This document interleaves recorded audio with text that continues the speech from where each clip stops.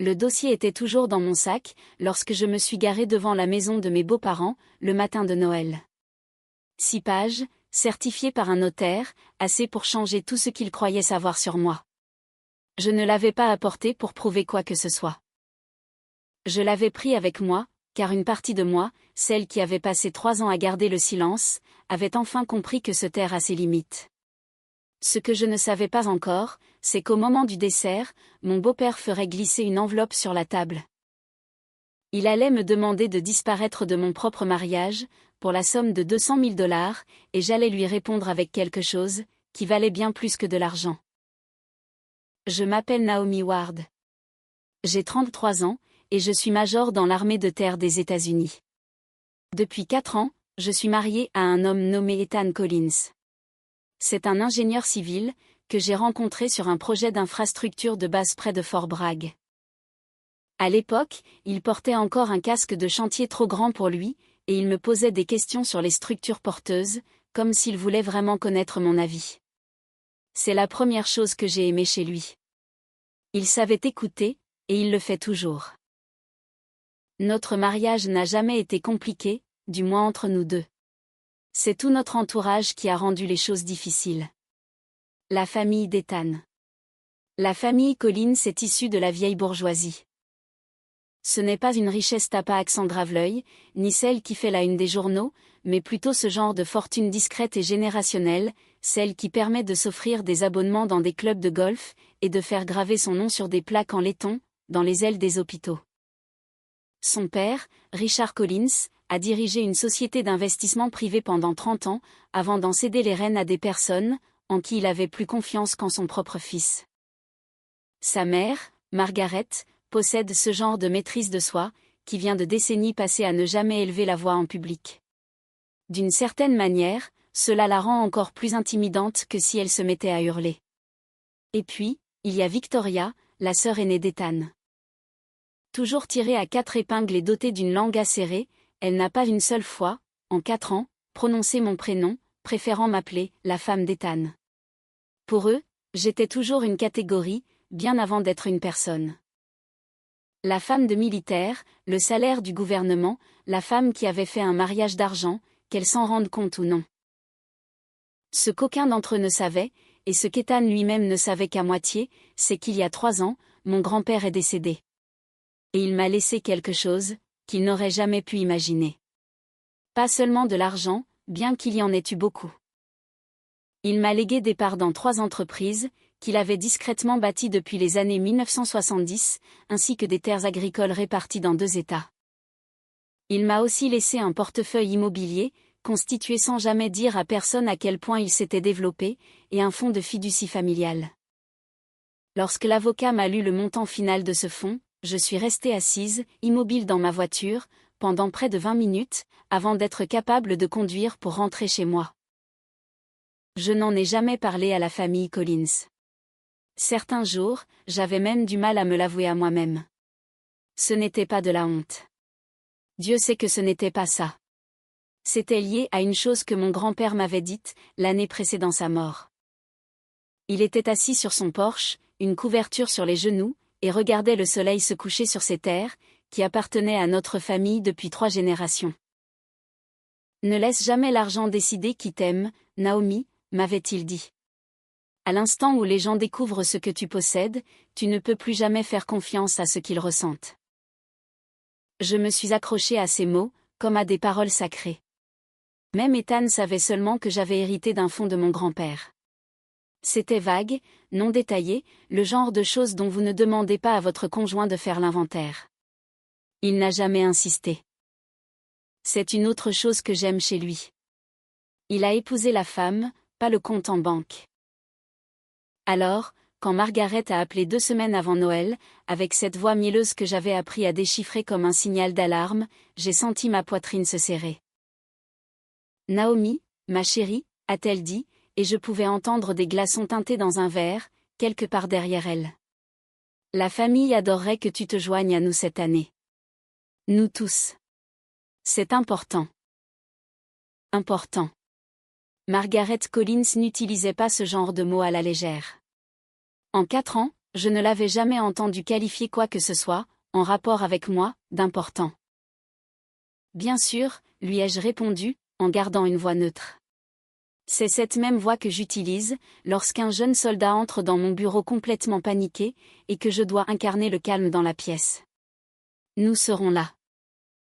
J'ai raccroché, et je suis restée assise longtemps à la table de la cuisine, le regard dans le vide, pendant que mon café refroidissait devant moi.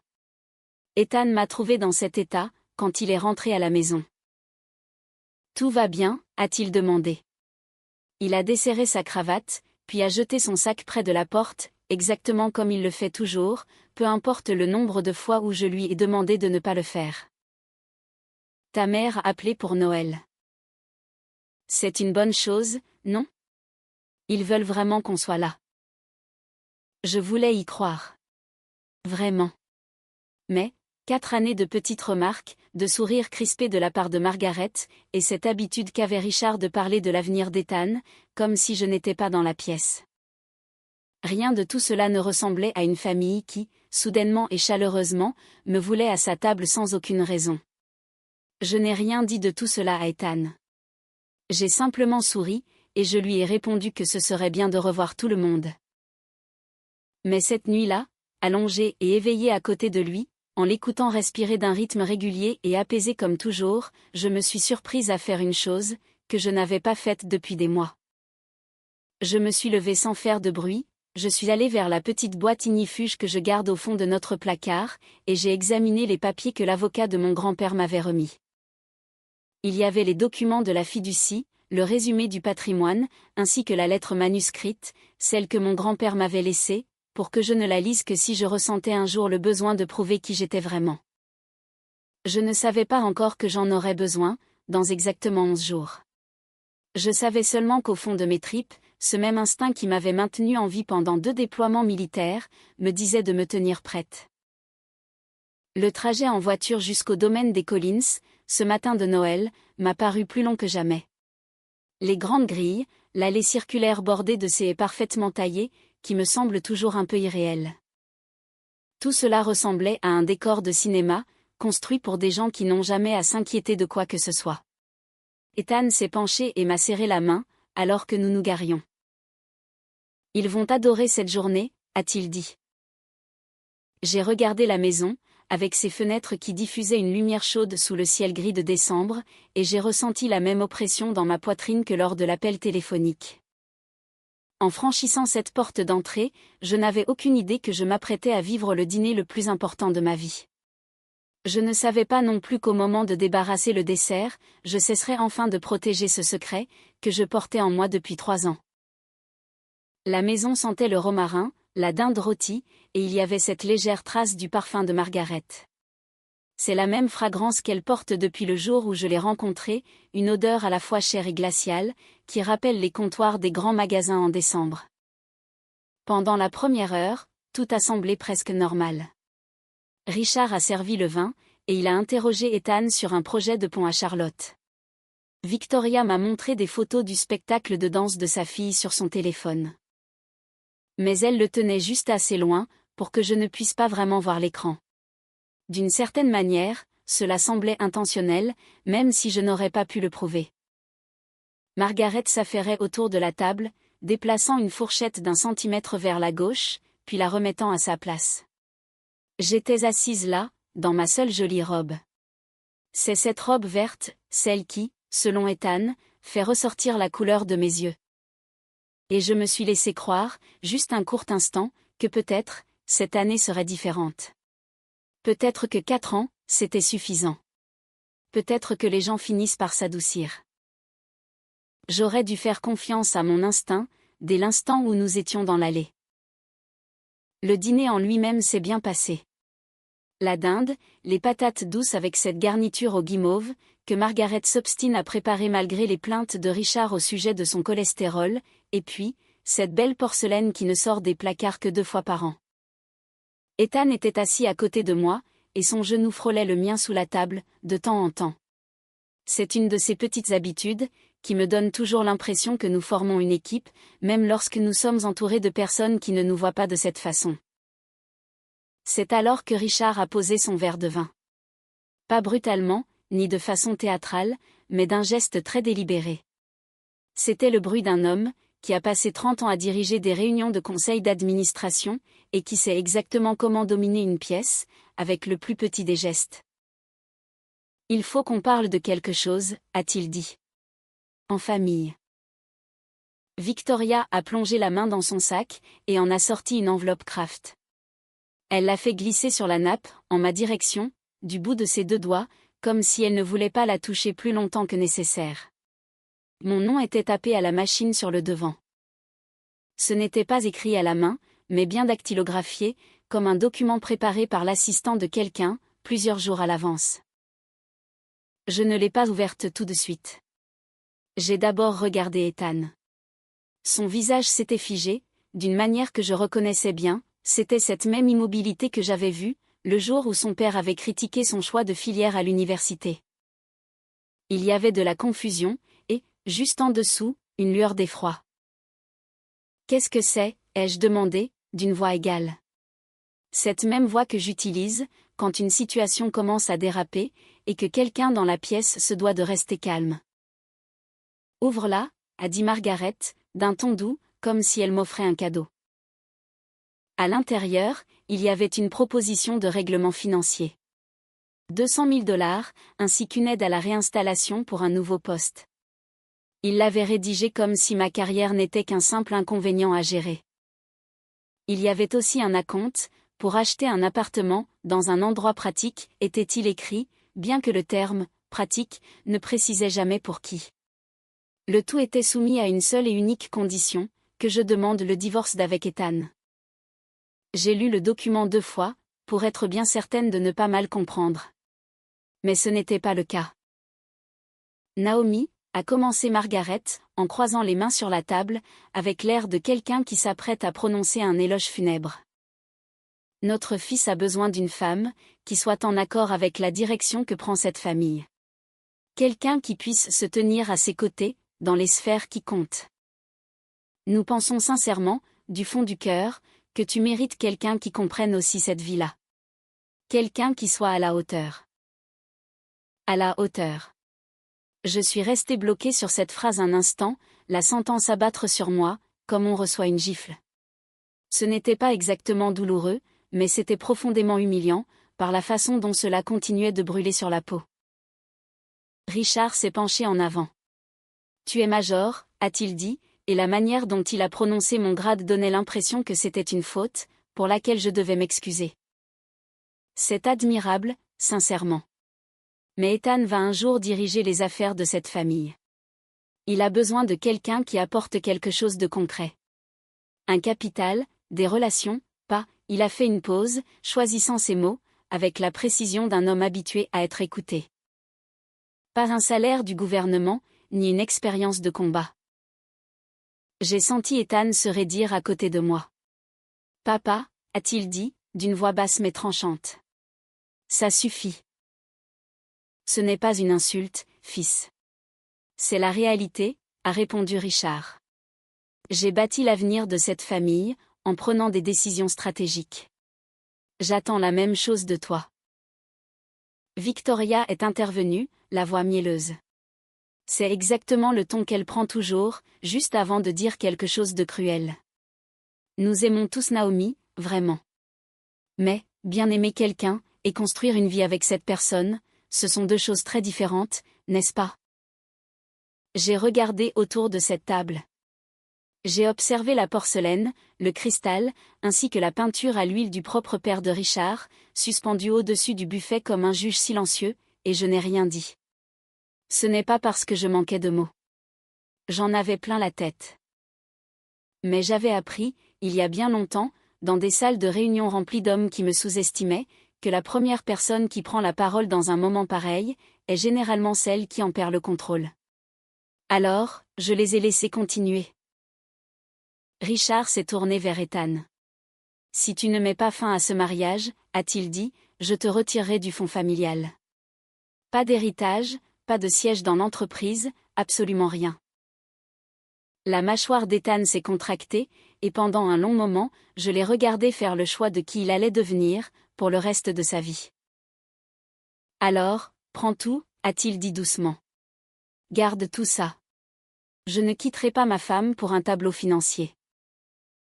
Le visage de Margaret s'est légèrement décomposé. C'était la première émotion sincère que je voyais chez elle de toute la soirée.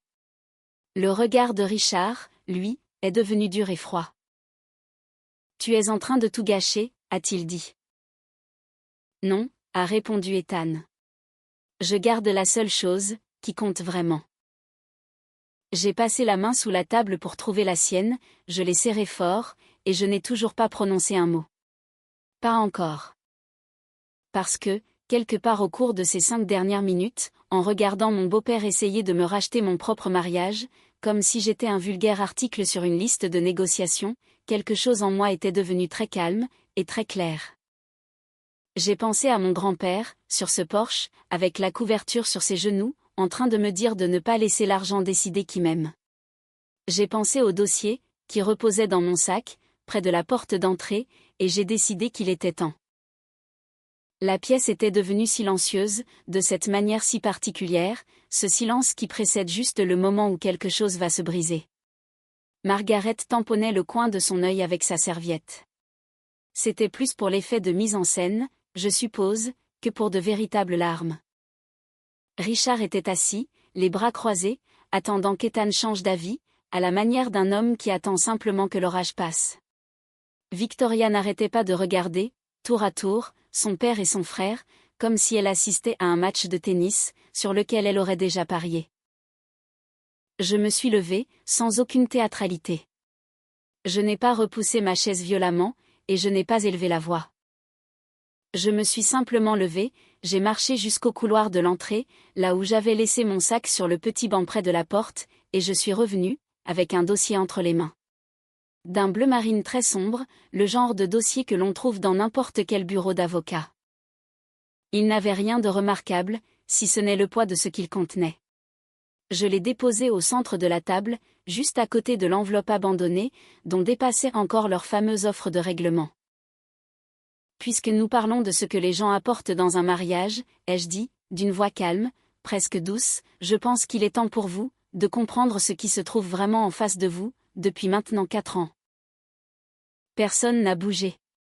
C'est Richard qui, finalement, a tendu la main pour le prendre. Plus par impatience que par curiosité, je crois, s'attendant peut-être à trouver une demande de pension alimentaire, ou une contre-offre gribouillée de la belle écriture d'un avocat. Il a ouvert le dossier, et s'est figé. J'ai regardé ses yeux parcourir la première page, les documents de la fiducie. Puis la deuxième, le résumé des actifs. Ensuite, les titres de propriété, les participations boursières, et le nom d'une fondation familiale. Cette dernière disposait d'une dotation si importante, que la propre société d'investissement de Richard avait fait des affaires indirectement avec des fonds qui y étaient liés, et ce, pendant des années, sans jamais savoir quel nom se trouvait au sommet de l'organigramme. Margaret s'est penchée pour regarder. Elle s'imaginait probablement qu'il s'agissait de papiers pour un prêt, ou peut-être des documents relatifs à un modeste héritage de l'un de mes grands-parents. Le genre de choses que l'on mentionne une seule fois à des funérailles, pour ne plus jamais en parler. Mais son expression a radicalement changé, lorsque ses yeux ont accroché certains mots, administrateur, bénéficiaire, valorisation estimée des actifs. Elle a levé les yeux vers moi, cette fois-ci véritablement confuse, au lieu de feindre l'incompréhension pour faire de l'effet. Naomi, qu'est-ce que c'est ? C'est ce que mon grand-père m'a légué, ai-je répondu. Il y a 3 ans. Victoria a arraché le dossier des mains de son père. Elle l'a feuilleté plus rapidement, ses lèvres bougeant légèrement pendant sa lecture, comme le font souvent les gens, lorsqu'ils essaient de donner un sens à des chiffres. C'est, a-t-elle commencé, avant de s'arrêter net. Richard a laissé échapper un petit rire, sans aucune trace d'amusement.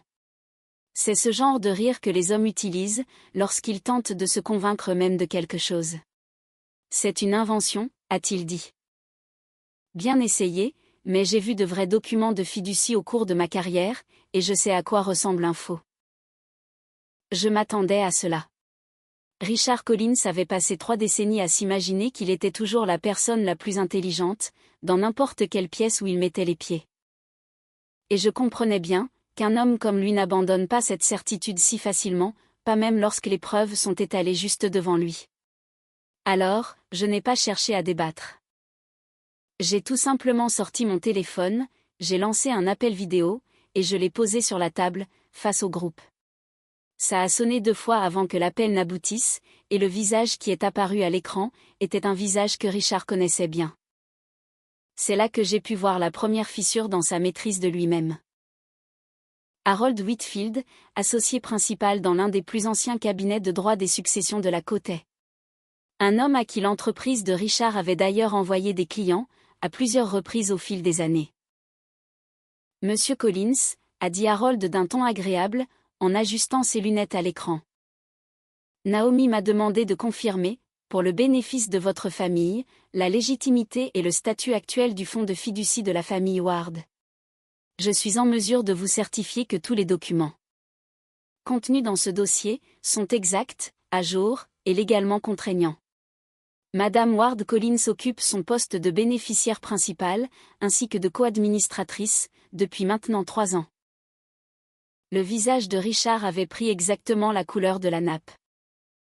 Y a-t-il autre chose que je puisse clarifier, a demandé Harold, avec ce ton typique d'un homme qui facture au quart d'heure, et qui n'a absolument aucune autre obligation ailleurs.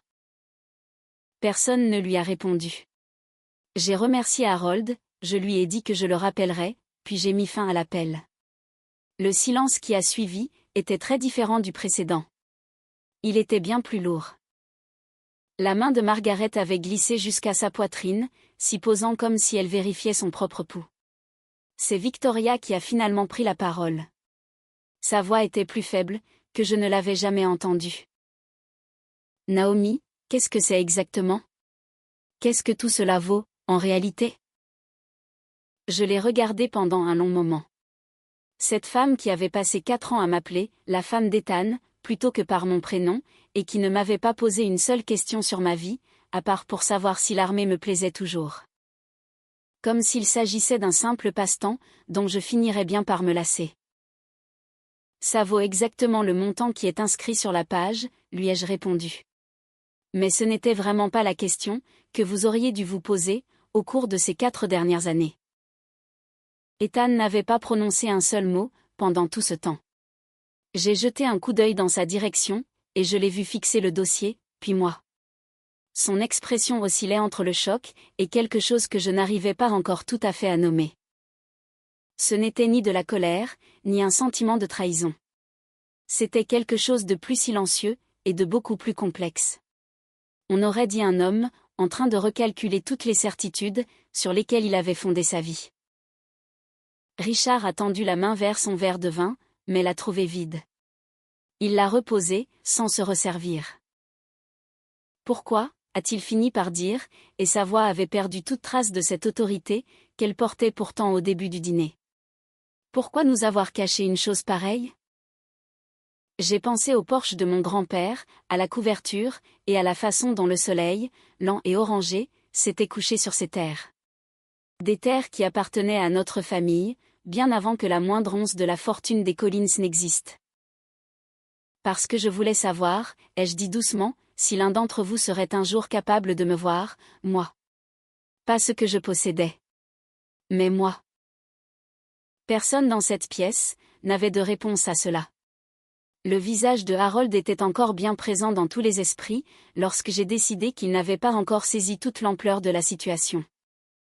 Richard, en véritable homme d'affaires, avait repris ses esprits, juste assez pour recommencer à faire ce qu'il faisait de mieux.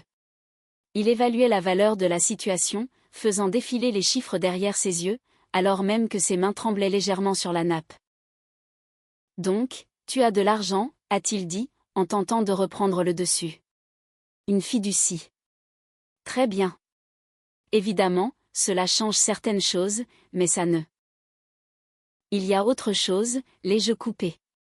Je n'avais pas prévu de le dire ce soir-là.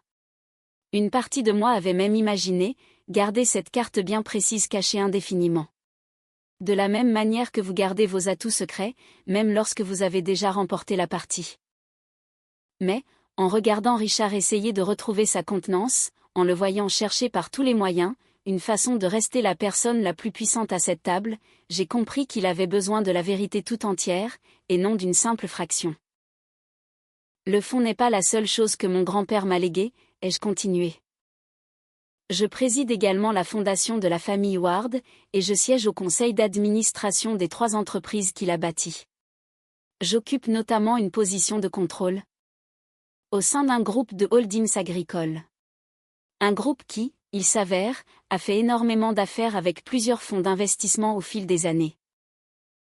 L'expression de Richard a changé, et j'ai pu voir quelque chose faire un déclic derrière son regard, avant même que je n'ai terminé ma phrase.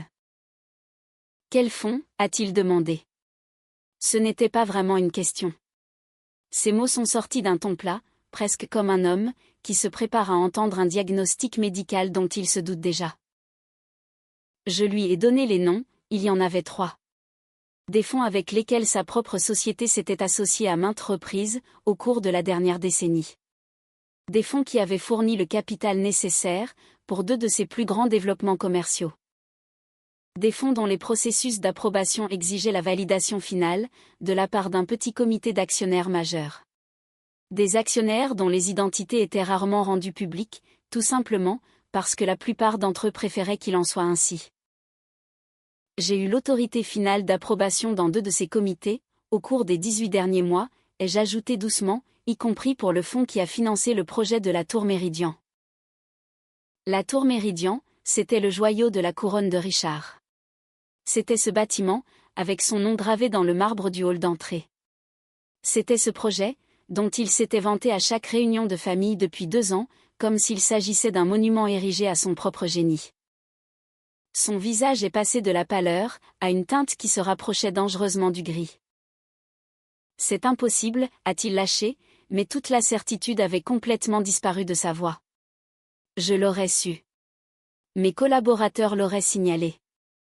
Il n'y a aucune chance qu'un projet de la famille Collins ait pu être approuvé, sans que je sache qui. Tu connaissais le nom du fonds, l'ai-je coupé. Tu n'as jamais demandé qui siégeait derrière. La plupart des gens ne le font pas. C'est d'ailleurs tout l'intérêt de la façon dont ces structures sont conçues, Richard. Victoria était devenue complètement immobile. Son sang-froid de tout à l'heure avait entièrement volé en éclats, remplacé par un sentiment qui ressemblait étrangement à de la peur. Tu avais le pouvoir sur l'entreprise de papa, a-t-il dit lentement, comme si elle résolvait une équation mathématique en temps réel, pendant tout ce temps. Et tu n'as jamais rien dit. Je n'en avais jamais eu la moindre raison, ai-je répondu. Jusqu'à ce soir. Quand votre famille a décidé que la réponse appropriée à mon mariage était de me tendre une enveloppe, comme si j'étais une simple consultante que vous étiez en train de licencier. Margaret s'était tue, d'une manière bien différente de tout à l'heure. Les larmes de mise en scène avaient totalement disparu. Elle laissait maintenant place, pour la première fois de la soirée, à ce qui ressemblait à une véritable prise de conscience. Elle ne cessait de nous regarder, Richard et moi, tour à tour. Elle semblait tenter de réévaluer ces 4 années de commentaires désobligeants et de politesse glaciale, pour leur donner une nouvelle forme qui aurait un sens. Pourquoi, a finalement demandé Richard, et sa voix avait perdu son ton dominateur du début de soirée. Pourquoi cacher quelque chose d'aussi important? Est-ce que tu comprends ce que cela signifie? Les portes que cela aurait pu ouvrir, ce que nous aurions pu construire tous ensemble, en tant que famille, si nous l'avions su? Et voilà, c'était là la vraie question, celle qui se cachait derrière tout le reste. Pas pourquoi j'avais gardé un secret, mais pourquoi je ne l'avais pas utilisé, pour leur en faire profiter plus tôt? C'est exactement pour cette raison que je l'ai caché, ai-je expliqué. Parce qu'à l'instant où les gens apprennent ce que vous possédez, ils arrêtent de se demander qui vous êtes. Ils commencent seulement à se demander ce que vous pouvez faire pour eux. Mon grand-père a passé les 20 dernières années de sa vie entouré de gens qui prétendaient l'aimer.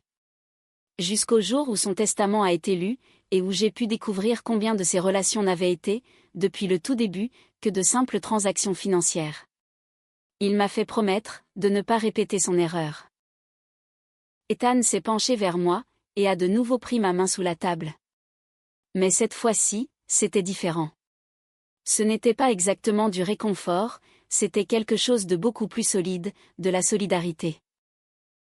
Je voulais savoir, ai-je repris, en regardant maintenant Richard droit dans les yeux, si la famille de votre fils allait un jour me traiter comme un vrai membre de la famille. Avant même de savoir ce que je valais sur le papier. Et pendant 4 ans, j'ai eu ma réponse. Ce soir n'a fait que la confirmer, d'une manière telle, qu'aucun de vous ne pourra prétendre que cela n'est jamais arrivé. Richard a ouvert la bouche pour répondre, puis il l'a refermée. C'était probablement la première fois, de toute sa vie d'adulte. J'observais un homme, qui avait bâti un empire sur la confiance en soi et le contrôle total, se retrouver avec absolument rien d'utile à dire. Victoria a reposé le dossier doucement, comme s'il s'était subitement transformé en un objet d'une extrême fragilité. Naomi, a-t-elle murmuré, et sa voix s'est légèrement brisée sur mon prénom. Elle l'utilisait vraiment cette fois, au lieu de ses habituelles déclinaisons de « la femme d'Ethan ». Je ne sais pas quoi dire. Tu n'as pas besoin de dire quoi que ce soit ce soir, lui ai-je répondu. Et je le pensais sincèrement. Ce n'était pas une menace, juste la stricte vérité. Certaines choses ne se réparent pas avec une simple phrase lors d'un dîner. Certaines choses exigent du temps et de l'honnêteté, ainsi que le lent travail qui consiste à devenir des personnes différentes de celles que vous étiez il y a 1 heure. J'ai regardé Ethan, cet homme qui était resté assis à mes côtés pendant toute cette épreuve, sans jamais chercher à attraper le dossier lui-même, et sans jamais me demander de m'expliquer avant que je ne sois prête. Il n'a pas regardé son père, il m'a regardé, moi. On peut rentrer à la maison, a-t-il demandé doucement. Et pour la première fois de la soirée, j'ai senti quelque chose se relâcher dans ma poitrine. Oui, ai-je répondu. Rentrons à la maison. Le trajet de retour en voiture a été silencieux. Mais ce n'était pas un silence lourd de tension, cela ressemblait plutôt à 2 personnes, qui reprennent leur souffle, après avoir couru sur une très longue distance. Ethan n'a pas allumé la radio comme il le fait d'habitude. Il a juste conduit, ses 2 mains posées sur le volant. Les phares balayaient ces routes familières, qui, cette nuit-là, semblaient pourtant différentes. Comme si le monde entier s'était décalé de quelques degrés, pendant que nous avions le dos tourné. Nous sommes rentrés un peu après 21 heures. J'ai accroché mon manteau près de la porte, sur le même crochet que d'habitude. Et l'espace d'un instant, tout est redevenu presque normal, comme si ces 3 dernières heures ne s'étaient jamais produites. Puis, Ethan s'est assis à la table de la cuisine. Cette petite table que nous avions achetée d'occasion il y a des années, et qui est toujours un peu bancale sur l'un de ses pieds. Il m'a regardé avec une expression que je ne lui avais encore jamais vue. Il n'était pas en colère, il avait plutôt l'air perdu. « Pourquoi tu ne m'as rien dit ?» a-t-il demandé. Je me suis assise en face de lui. Je lui devais cette conversation, et je ne devais pas m'y soustraire. Ça ne te visait pas personnellement, ai-je répondu. C'était par rapport à tout cela, à tout le monde. Je ne voulais pas prendre le risque de découvrir que tu aimais l'argent à ma place, même par accident. Même juste un peu. Il est resté silencieux pendant un long moment, retournant la question dans son esprit. Tu as vraiment pensé que c'était possible ? Non, ai-je avoué sincèrement. Je ne pensais pas que tu serais comme ça. Mais, j'ai vu ce que l'argent fait aux gens, Ethan. J'ai vu cela arriver à mon grand-père, tout au long de sa vie. Des gens qui prétendaient l'aimer depuis des décennies. Et à la seconde où son testament est devenu public, la moitié d'entre eux a arrêté de l'appeler dans l'année qui a suivi. Il avait l'habitude de me dire que l'argent ne change pas les gens. Il se contente simplement d'effacer la raison pour laquelle il faisait semblant. Ethan s'est frotté le visage avec la main. C'est ce geste qu'il fait, lorsqu'il est confronté à un problème difficile, quelque chose qui n'a pas de solution technique évidente. Donc, pendant 4 ans, tu m'as testé. Ce n'était pas un test, ai-je répondu avec précaution. Je protégeais quelque chose.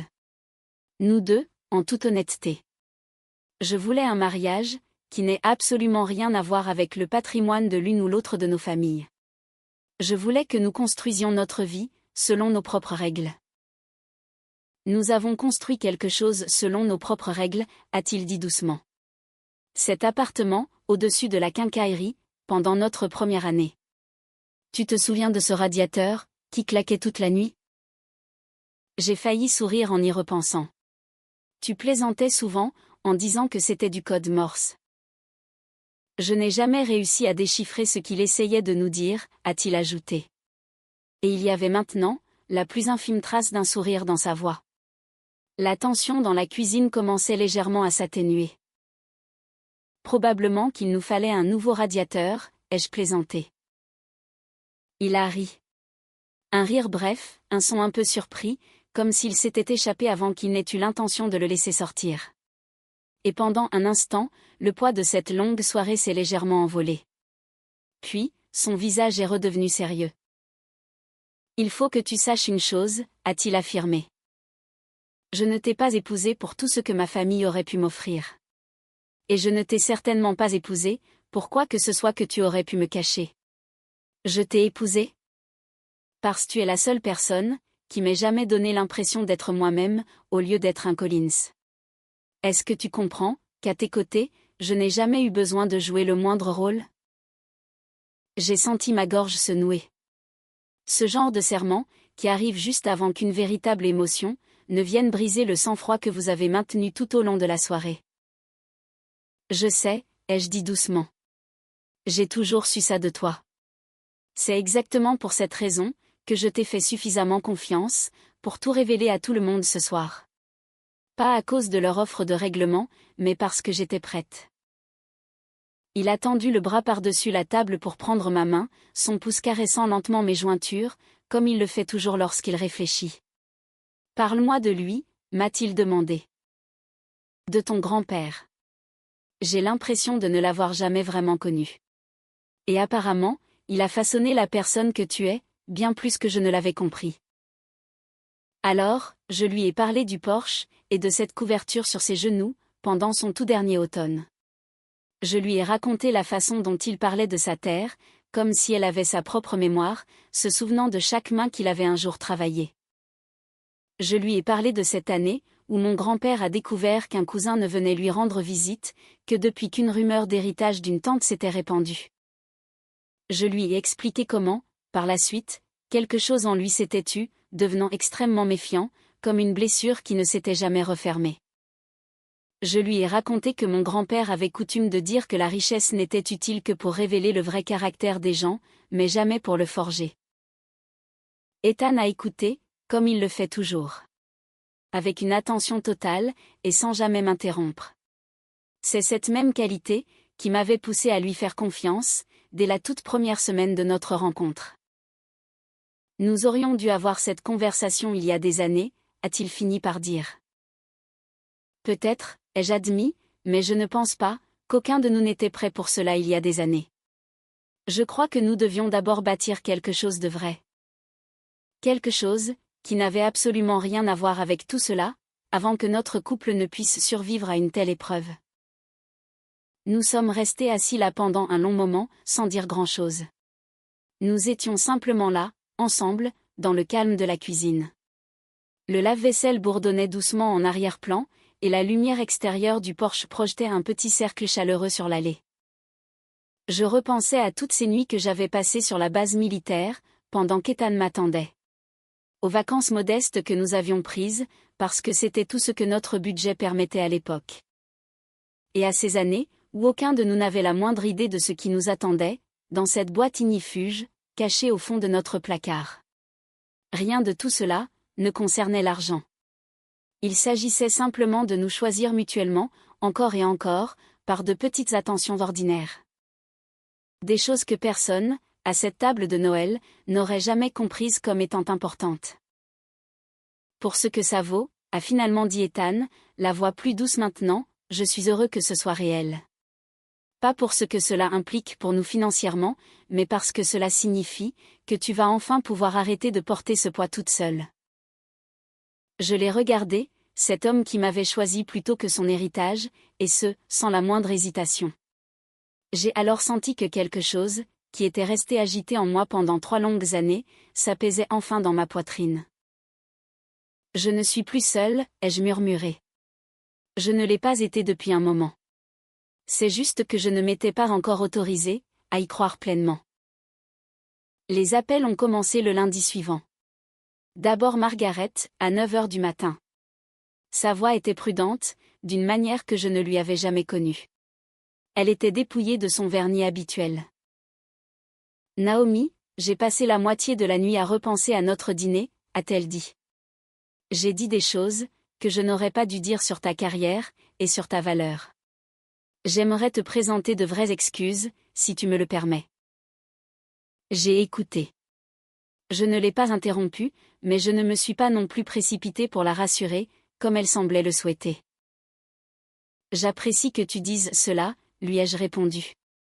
Mais j'ai besoin d'un peu de temps, avant de savoir ce que je veux en faire. Elle est restée silencieuse un instant. Visiblement, elle n'était pas habituée à recevoir une réponse qui n'arrondissait pas immédiatement les angles. Bien sûr, a-t-elle finalement dit. Prends tout le temps dont tu as besoin. L'approche de Richard était différente, de manière assez prévisible. Il n'a pas appelé pour s'excuser. Il a appelé pour élaborer une stratégie. 2 jours après Noël, il a demandé à Ethan de m'inviter à prendre un café avec lui. Juste nous deux, sans aucune pression. Et lorsque j'ai accepté, principalement par curiosité, il a passé les 20 premières minutes à me parler d'un poste qui se libérait, au sein de l'un de ses comités consultatifs. Je pense que tu y apporterais une véritable valeur ajoutée, m'a-t-il dit. Il remuait lentement son café, sans vraiment croiser mon regard. Étant donné ton portefeuille et tes relations. Ce serait une bonne chose pour la famille, d'avoir quelqu'un avec ta perspective autour de la table. J'en aurais presque admiré l'efficacité. 4 jours plus tôt, je n'étais pas digne de m'asseoir à sa table de salle à manger, en tant qu'égal. Et maintenant, soudainement, j'étais qualifié pour siéger dans sa salle de réunion. J'y réfléchirai, lui ai-je répondu. Ce qui était vrai, bien que ce ne soit pas de la manière dont il l'espérait. La méthode de Victoria pour limiter la casse a pris la forme de cadeaux. Une bouteille de vin est apparue sur notre porche, accompagnée d'un mot qui disait simplement « Je pense à vous deux ». 1 semaine plus tard, c'était une carte cadeau pour un spa. De petites offrandes. Le genre de geste que font les gens, lorsqu'ils ne savent pas trop comment prononcer les mots qu'ils pensent. Ou peut-être, lorsqu'ils espèrent que de tels gestes pourront purement et simplement remplacer les mots. 1 semaine plus tard, Richard a tenté une approche plus directe. Il nous a tous les deux invités à revenir à la maison. Il insistait même pour préparer le dîner lui-même. C'était un acte tellement inhabituel pour lui, qu'Ethan a littéralement éclaté de rire en l'apprenant. Pendant le dîner, Richard a levé son verre, et a dit avec un effort que je crois sincère, « Laissons ce dîner derrière nous. Considérons que tout est oublié. Nous sommes une famille. C'est tout ce qui compte. » J'ai reposé mon propre verre sur la table, sans en boire une seule goutte.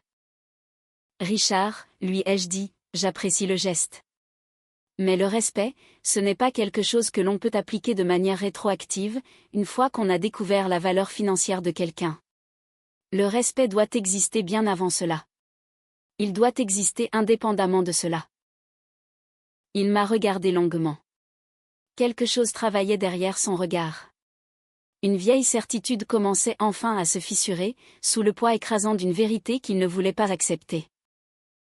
Alors, qu'est-ce que tu attends de nous, a-t-il demandé. Et il y avait maintenant une véritable frustration dans sa voix. C'était la frustration typique d'un homme, habitué à résoudre chaque problème avec de l'argent ou des moyens de pression. Et qui découvrait, pour la première fois, qu'aucun de ces 2 outils ne fonctionnait. Je n'attends absolument rien de vous, lui ai-je répondu. C'est d'ailleurs bien là tout le problème. Je n'ai jamais rien attendu. C'est à peu près à cette période-là, que j'ai appris par l'intermédiaire d'Ethan, que l'entreprise de Richard traversait d'importantes difficultés en toute discrétion. 2 clients majeurs s'étaient retirés, plus tôt dans l'année. Un accord de développement immobilier à Charlotte avait échoué, lorsque son financement s'était effondré à la toute dernière minute. Et le projet de la tour Méridien, celui-là même qui portait son nom dans le marbre étincelant de son hall, accumulait beaucoup plus de dettes que ce que Richard n'avait jamais voulu avouer à la famille. J'ai alors compris, avec une soudaine clarté, ce qu'avait vraiment été cette invitation pour le repas de Noël. Ce n'était pas une tentative de renouer des liens. C'était simplement un premier pas calculé, pour tenter de s'assurer de ma bienveillance continue, ou peut-être, d'accéder à mon éventuel capital, avant que les choses n'empirent. Cette offre pour racheter mon mariage, ne visait pas du tout à protéger l'avenir d'Ethan. Il s'agissait simplement de tester, si j'accepterais de disparaître en silence. De voir si Ethan hériterait de tout l'argent de la famille sans la moindre complication. Et surtout, de découvrir si les finances familiales pourraient se rétablir, grâce aux arrangements financiers ou aux relations, qu'apporterait une nouvelle union plus avantageuse pour leur fils. Le siège au comité consultatif que Richard m'avait offert, ce n'était pas de la générosité. C'était un simple droit d'accès. J'ai vécu avec cette certitude pendant plusieurs jours, essayant de décider ce que j'allais en faire. Une partie de moi, vieille et fatiguée, a un instant envisagé d'intervenir. D'utiliser ma position au sein de ces comités d'investissement, pour les aider discrètement à stabiliser la situation. Ne serait-ce que pour Ethan, afin de lui éviter de voir le monde de sa famille s'effondrer autour de lui. Mais j'ai repensé à mon grand-père. À ce cousin, qui n'avait fait surface qu'après l'arrivée de l'argent. Et à chaque leçon, que mon grand-père avait essayé de m'inculquer, sur la différence entre sauver véritablement quelqu'un, et permettre à ses mauvaises habitudes de perdurer sans aucune conséquence. Finalement, j'ai pris la décision de ne absolument rien faire. Pas par cruauté, ni par esprit de vengeance. Pas vraiment, même si je comprenais parfaitement que cela puisse donner cette impression, vue de l'extérieur. J'ai décidé de laisser la famille Collins affronter les conséquences naturelles des décisions que Richard avait prises. Des décisions bien antérieures, au jour où je me suis assise à sa table. Je n'allais pas les sauver. Et je n'allais pas non plus les saboter. J'allais tout simplement prendre du recul, et laisser leur propre choix leur appartenir enfin, dans leur totalité. Ethan a été d'accord avec cette décision lorsque je la lui ai expliquée, même si je pouvais voir que cela lui coûtait. « J'aime ma famille », a-t-il dit doucement. « Mais je comprends pourquoi tu fais ça. Je crois que pour la première fois, je comprends vraiment ce que mon grand-père par alliance essayait de t'enseigner. »« Ton quoi ?» ai-je demandé, éclatant de rire malgré moi. « Tu vois très bien ce que je veux dire », a-t-il répondu. Il souriait pour la première fois, depuis ce qui m'avait semblé être des jours. Et, pour la première fois depuis ce repas de Noël, je me suis permis d'imaginer la suite de notre histoire. Pas comme une obligation répondant aux attentes des autres, mais comme quelque chose qui nous appartiendrait entièrement, et que nous construirions ensemble. Le printemps est arrivé lentement cette année-là, comme c'est toujours le cas en Virginie. De petites plaques d'herbe verte perçaient à travers la boue, bien avant que quiconque ne soit tout à fait prêt à croire que l'hiver était bel et bien terminé. En avril, les conséquences que Richard avait passé des années à fuir, l'ont finalement rattrapé en un seul instant. C'est exactement comme ça que fonctionne la dette. Elle reste silencieuse pendant longtemps, puis, elle s'abat sur vous d'un seul coup. L'entreprise a dû vendre 2 propriétés commerciales, pour couvrir ses obligations en souffrance.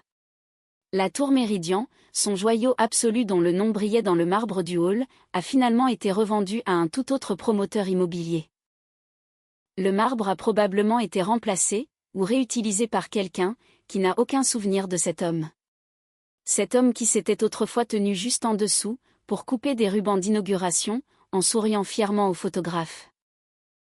Richard a annoncé son départ à la retraite, peu de temps après. Dans le communiqué de presse, cette décision était présentée comme un choix personnel, planifié selon ses propres termes.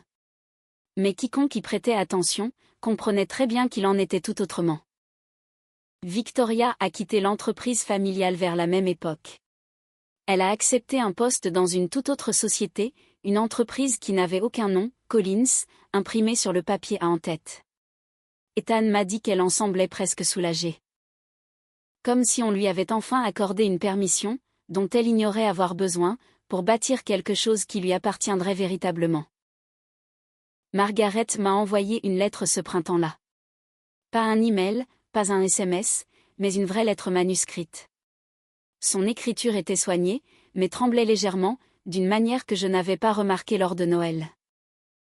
La lettre était pliée dans une enveloppe de couleur crème, et cette fois-ci, mon nom était écrit à la plume sur le devant, plutôt que tapé à la machine.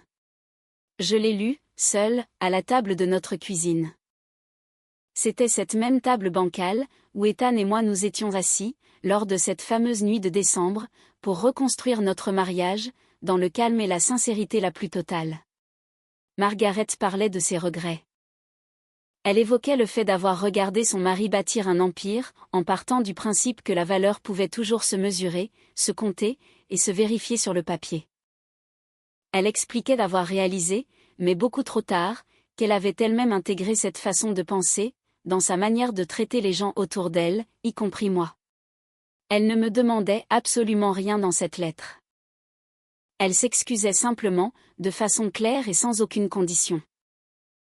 Je ne me suis pas sentie triomphante, en la lisant. Pour être honnête, je n'ai ressenti presque aucune satisfaction. J'ai surtout éprouvé un sentiment plus silencieux. Une sorte de chagrin, peut-être, pour ces 4 années qui auraient pu être tellement différentes. Mais aussi une forme de paix, sachant que, quoi qu'il se passe désormais entre nous, cela serait au moins fondé sur quelque chose de vrai. Ce même printemps, Ethan et moi avons pris une décision, autour de laquelle nous tournions depuis des mois. Nous avons déménagé, pour nous installer dans la ferme de mon grand-père. Sur ces terres, qu'il avait travaillé et aimé, pendant la majeure partie de sa vie. Nous avions le même Porsche, là où il m'avait dit un jour, de ne pas laisser l'argent décider qui m'aimait. Ethan a pris un poste de consultant, spécialisé en infrastructures agricoles, dans la région. C'est un travail qui lui convenait parfaitement, d'une manière qu'aucun de nous n'avait envisagé. C'était manuel, loin du glamour des affaires, et ce travail lui appartenait entièrement. De mon côté, j'ai assumé pleinement mon rôle de présidente de la fondation de la famille Ward. C'est cette même fondation, que mon grand-père avait discrètement bâtie, tout au long de ces décennies, sans jamais avoir besoin que quiconque connaisse son nom. Ensemble, Ethan et moi, avons redirigé une part significative de ces financements. Nous avons créé des bourses d'études, pour les enfants de militaires en service actif. C'est le genre de soutien, dont j'aurais aimé qu'il existe, pour certains des jeunes soldats avec lesquels j'avais servi, au fil des années. Nous avons financé des programmes de soutien, pour les vétérans en transition vers la vie civile. Nous avons alloué des ressources pour les familles endeuillées par la perte d'un soldat. Ce sont ceux qui restent derrière, ceux que la société a tendance à oublier, une fois que le drapeau plié a été remis, et que les caméras sont parties. Nous avons également octroyé des subventions, pour des programmes communautaires ruraux. C'est ce type de travail, essentiel mais dénué de gloire, dont mon grand-père a toujours cru qu'il comptait bien plus, que n'importe quelle tour avec un nom gravé dans le hall d'entrée. Je pense souvent à lui maintenant, quand je suis sur ce Porsche. La couverture a disparu depuis longtemps, mais le soleil se couche toujours exactement de la même façon, sur cette même terre. J'entends sa voix, parfois. Elle est d'une clarté absolue, et elle me répète exactement la même chose, que ce qu'il m'avait dit l'année précédant sa mort. L'argent te montre seulement qui sont les autres, avait-il coutume de dire. Ce que tu en fais, c'est ce qui montre vraiment qui tu es. Il avait raison sur toute la ligne. Au sujet de ce cousin, qui a disparu une fois son testament rendu public. Au sujet de cette famille, qui ne m'a vu clairement, qu'à l'instant où ils ont compris ce que je valais sur le papier.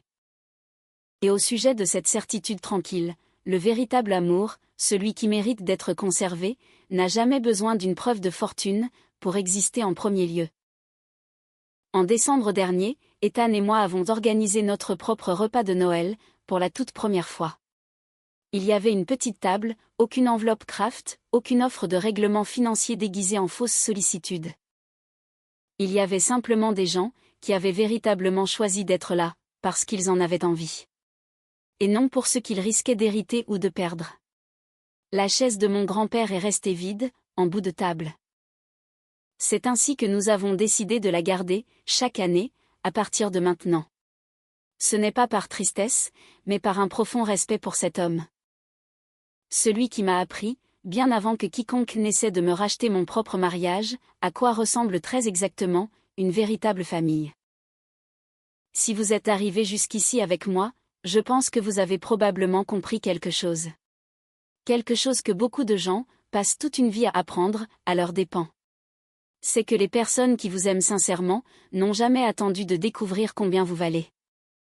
Ces personnes-là étaient déjà assises à votre table, bien avant de le savoir. J'aimerais beaucoup savoir ce qui vous a le plus marqué dans l'histoire de Naomi ce soir. Était-ce le dossier posé sur la table, l'appel vidéo qui a tout fait basculer, ou bien son choix discret de prendre du recul et de laisser les gens affronter les conséquences de leurs actes? Laissez un commentaire ci-dessous, et dites-moi d'où vous regardez la vidéo ce soir. J'adore toujours voir jusqu'où nos histoires voyagent. Nous partageons des histoires puissantes et tirées de la vie réelle, comme celle-ci, absolument tous les jours. Alors, si cette histoire vous a touché, pensez à vous abonner, pour ne plus jamais manquer de tels moments. Merci d'être resté avec moi tout au long de ce récit. Continuons, ensemble, à explorer ces histoires.